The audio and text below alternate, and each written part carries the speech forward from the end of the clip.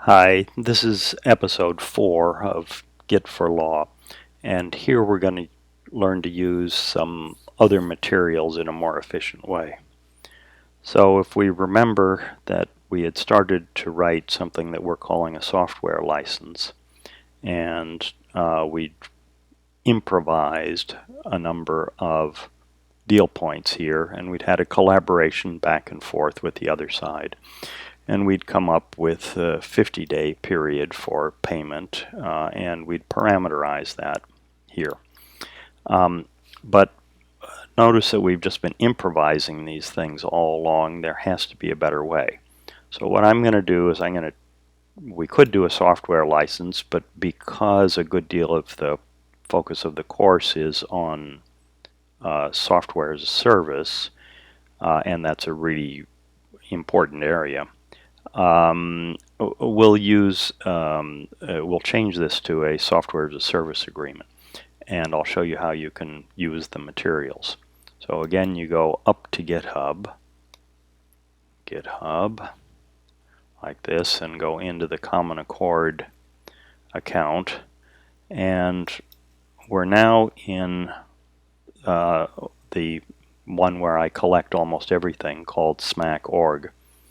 And if we go back down into doc, and you'll remember G, you'll see here there are lots of other things too, but if you remember G, and then we're going to go down to lots and lots of materials. We're going to go down to David Tollin's TechContracts, and then we'll go into SAS like this, and we'll get to the form. That's his form of agreement, and we'll see that what I've done here is to take his form of agreement. This is exactly his form of agreement from the TechContracts Word document, and I've broken it up into lots of little pieces, and within those pieces we have lots of things that are defined terms, but we've also got the deal points like this.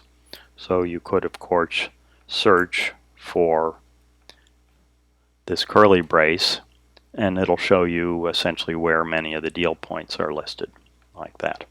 Okay, but obviously there has to be a better way than doing this, since you've got all these defined terms that are also parameterized in a similar way. So indeed there is a better way of doing it. If you go to Common Accord, we'll start just by going to the main site here. If you go to Common Accord, which has a bunch of sort of a guide to how we got here, and then you go into the files.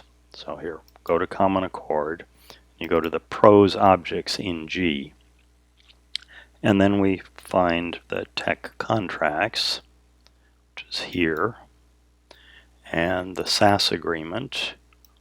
It's a simple one. There's the form. And what we'll see here is the same thing as we saw over here, and in fact it comes from the same place. Let's get rid of this. Comes from the same place. You'll see it matches that. So it matches that. That's the same thing. It's formatted a little in a way that's a little more pretty for this stuff. And we again have all the terms. But in this format we can also present it not in its source view, but in its document view, which is to say everything assembled. And when we assemble it, it conveniently gives us the whatever is open in red here. So you can immediately spot the deal points in their context pursuant to So we're defining the excluded data laws here. Okay. But you can do, if we're trying to put together our deal term sheet, you can make it can be even more convenient. If you click on Open Parameters, it'll just give you the list of things that have not been completed. You can copy it, copy, and then you can go and paste it over here, like this. So we'll just put a little bar here to say that it came from TechContracts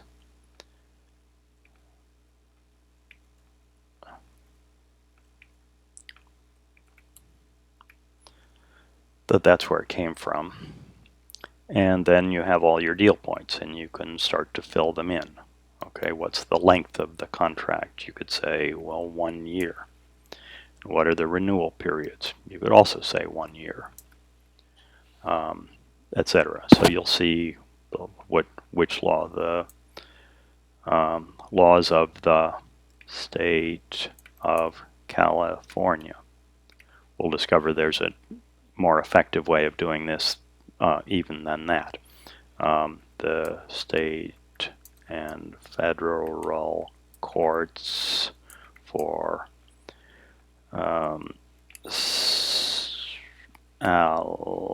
Alameda County, California. Okay, like that, so forth. So you can fill in all this stuff and you can save it.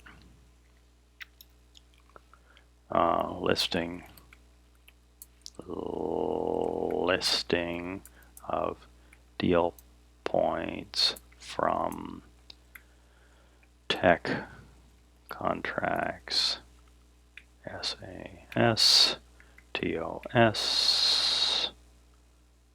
simple, yeah. Yeah, Git likes me to keep it short, so I could have put more of that in the comment, but I think that we're fine here. And I'm going to go back and I'm going to modify this so that, because it's not a software license, it's a SaaS agreement. Okay, and then we'll need to be getting rid of some of this stuff. Why don't I just get rid of all of it for the time being, or here I'll just indicate that these things, this is stuff that we talked about, but now is in doubt since we're doing it as a SaaS agreement. Okay, so maybe stuff to be carried forward. And I'll save it.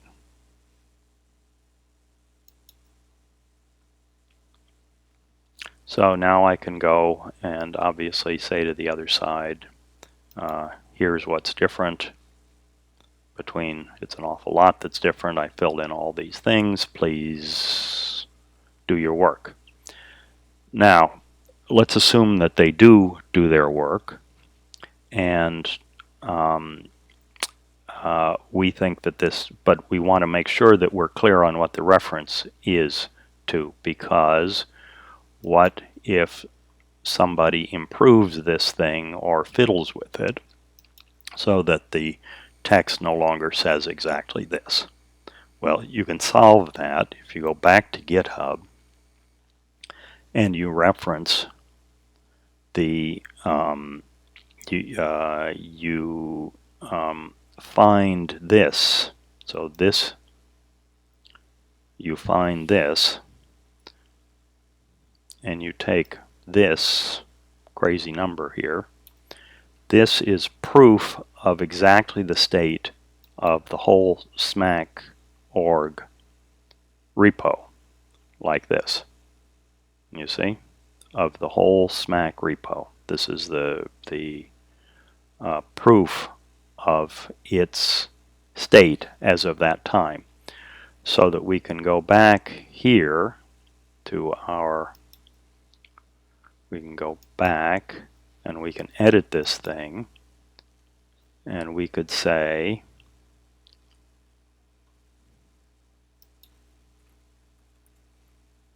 form commit.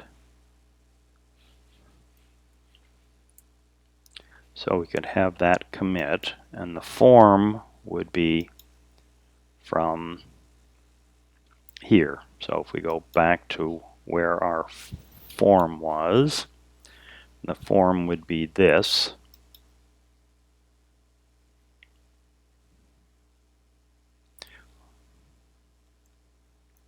Sorry, the form would be this.